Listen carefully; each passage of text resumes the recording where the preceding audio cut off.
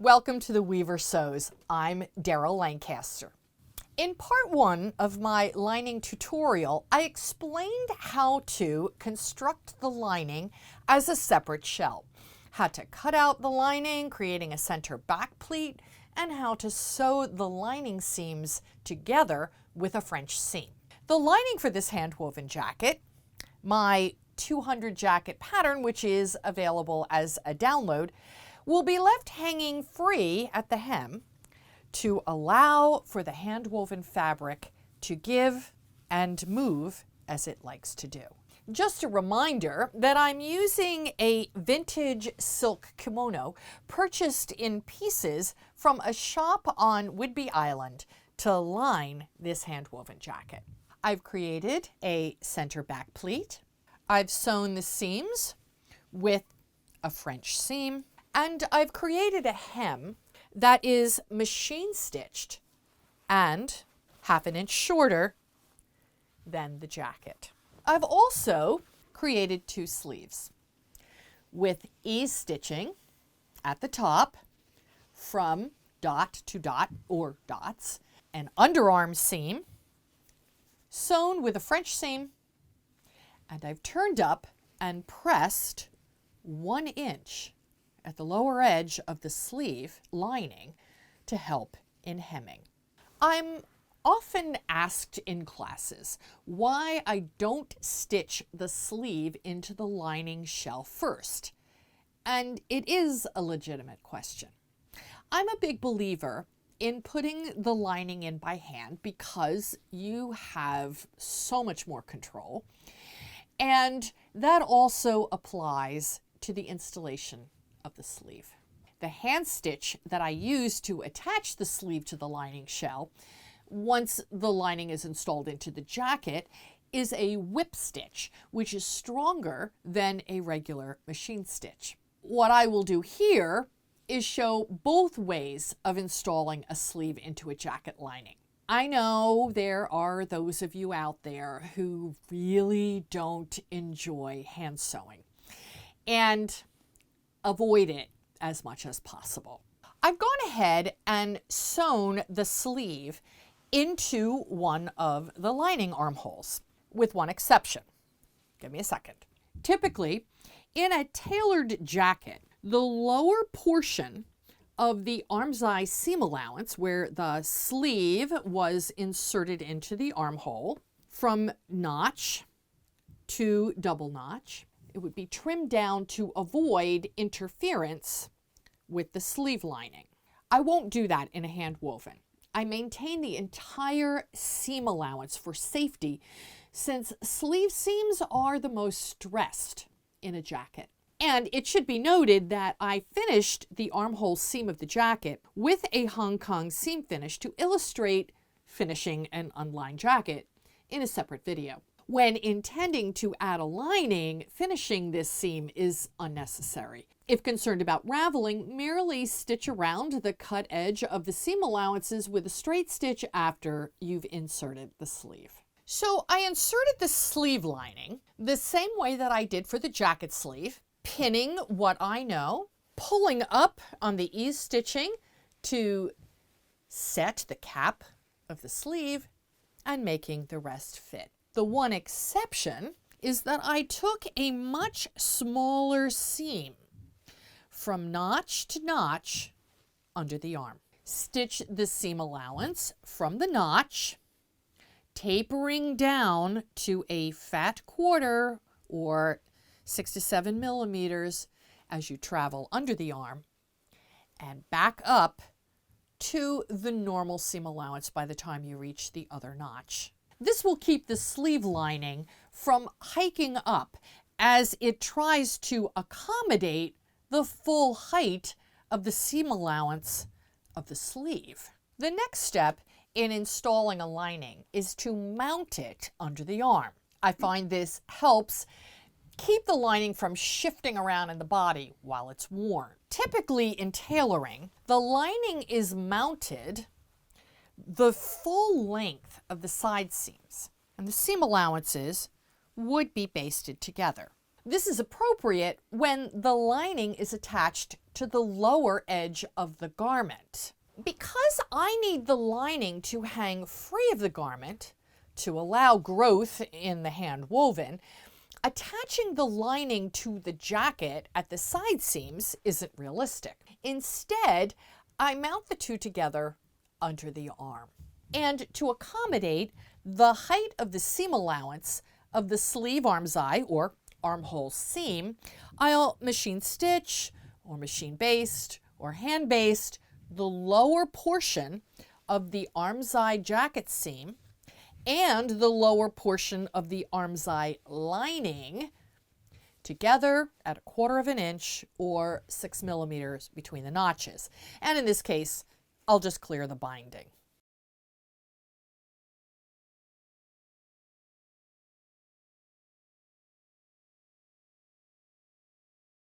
And now I'm going to stitch from notch under the arm to notch or notches, or in this case, dots.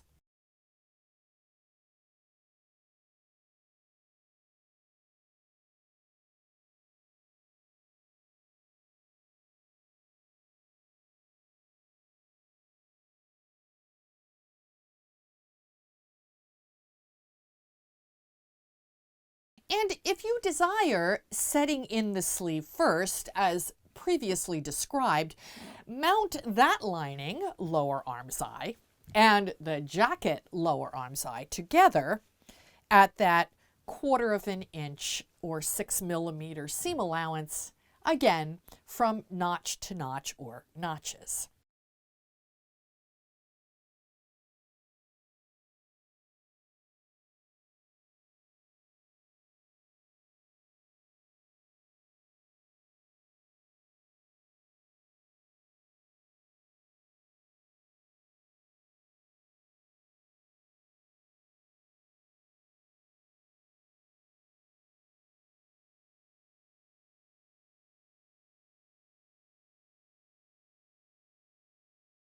And now we can attach the rest of the lining to the jacket. I've left the tailor's tacks in along the front band to help match things up. As a matter of fact, I highly recommend, if you are going to line your jacket, that you don't remove any of the tailor's tacks while you're constructing the garment. I tell my students when I'm teaching a workshop that they are not allowed to remove a single tailor's tack until I am safely back in New Jersey. Invariably, tailor's tacks are removed, and when you go to put the lining in, you have no reference point for how to line it up. Typically, in a tailored garment, the lining is hand sewn to the edge of the facing by turning under 5/8 of an inch or 1.5 centimeter seam allowance on the front and neck edges of the lining. Now, my 200 jacket pattern has a separate neckband that we have attached in a previous video incorporating piping. The back side of this band, cut on the selvage to reduce bulk, has only been basted in place. Because the selvage edge of the band eliminates any seam allowance, there's nothing to stitch the lining to. So for this jacket, a better idea is to actually place the seam allowance of the lining against the jacket center front and neck seam allowance, bring the band with the finished selvage edge over top, and secure by hand. And so I'll pin the front and neck seam line of the lining to the seam line of the jacket, matching dots, pinning what I know, starting the lining 1/2 inch from the lower edge of the jacket, and then I'll ease the rest and make it fit.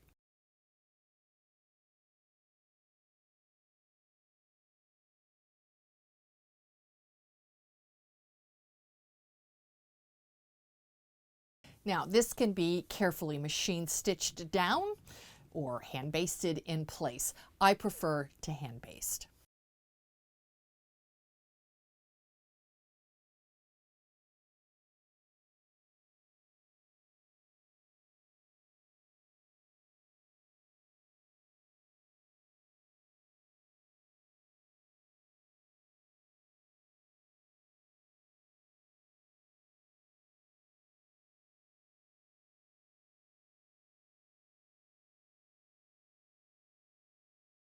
Once the entire lining is stitched to the jacket perimeter, leaving the hem unattached, fold the band over the lining, pin the band selvage edge into place.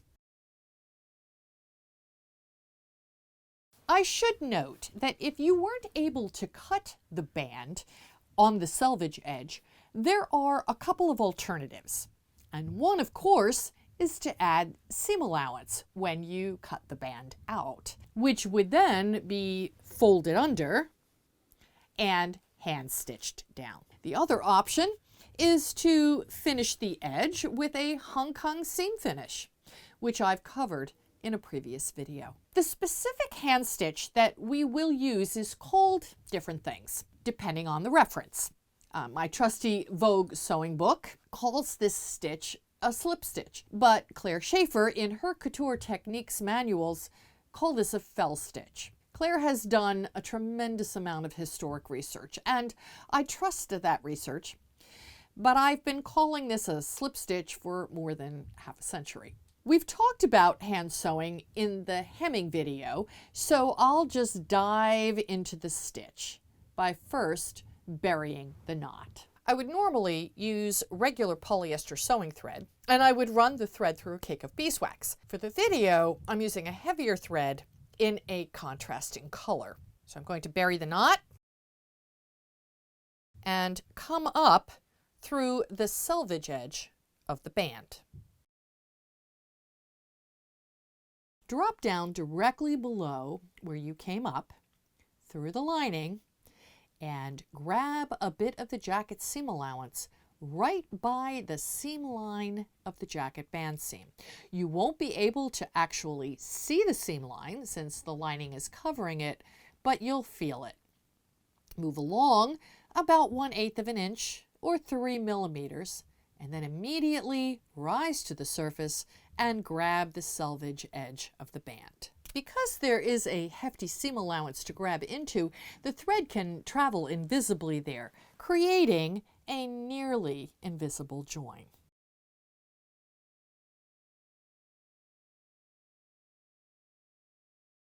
There is a rhythm to hand sewing, and with proper technique and personal ergodynamics, and maybe a good podcast, you'll have that band stitched on in no time. Which leaves the sleeves. Because this sleeve was already stitched to the armhole of the lining and anchored under the arm, nothing more needs to be done but slide the sleeve lining down the armhole of the jacket and attach the lower edge of the sleeve lining to the lower edge of the jacket sleeve. I've hemmed the jacket sleeve with a blind catch stitch. We talked about this in the video on hems. Check to make sure that the sleeve lining isn't twisted. Reach up inside and follow the underarm seam all the way down to make sure. I've folded the lower edge of the sleeve lining up 1 inch or 2.5 centimeters. The jacket instructions say that the hem allowance is 2 inches, but when you try your garment on, when you're ready to do this step, you may want to adjust that depth so it's more custom to you. And I want the sleeve lining to be 1/2 inch or 1.2 centimeters shorter than the lower edge of the jacket sleeve when I'm finished. We will be pinning the folded pressed edge at the bottom of the sleeve lining to the top of the sleeve hem allowance, about 1/2 inch from the cut or finished edge. And just a reminder, I used a Hong Kong seam finish on this sleeve hem for video purposes, in case one didn't want to line the jacket. But this is really overkill when lining a jacket sleeve. You could just straight stitch around the cut edge of the jacket sleeve hem allowance a couple of times to prevent any raveling. It won't be seen. So I'll pin the folded edge of the lining to the jacket sleeve hem allowance just below the binding.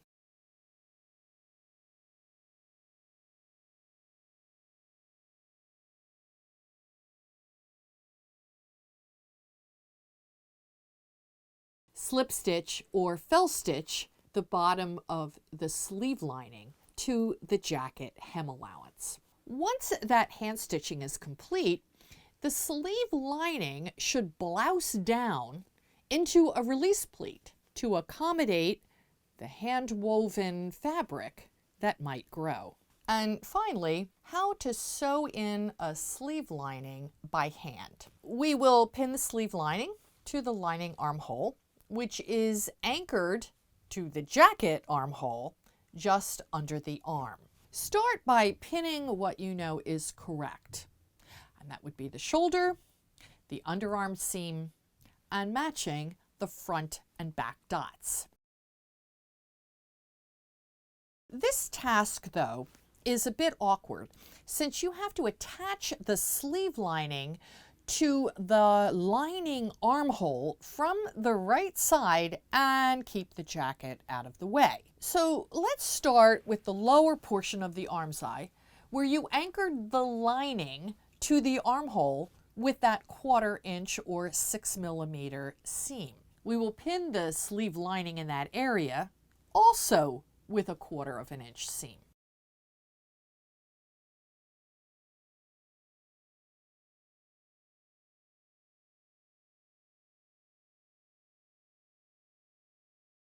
Moving up to the dots, we resume the full seam allowance of 5/8 inch or 1½ centimeters. But to keep the lining free from the jacket armhole, reach up from the bottom of the jacket.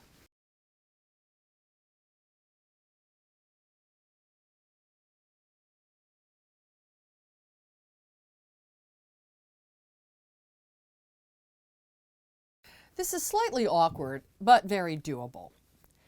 I match the shoulder dot, and then I make the rest fit.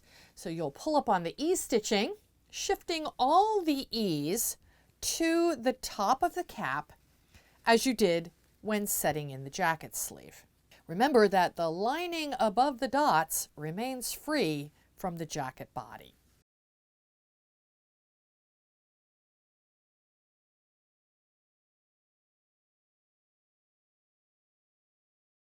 Once the sleeve lining is pinned all the way around, I hand baste with a running stitch so I can remove the pins, partly so I don't get stuck, but worse, they could fall on the floor and I have animals.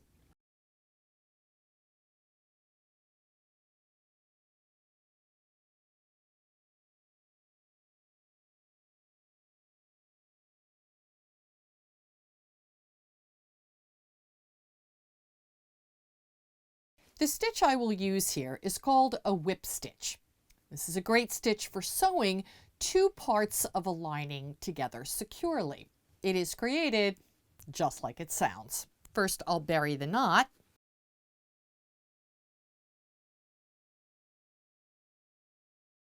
Begin by literally whipping the sleeve lining edge to the jacket lining armhole, taking very small stitches very close together.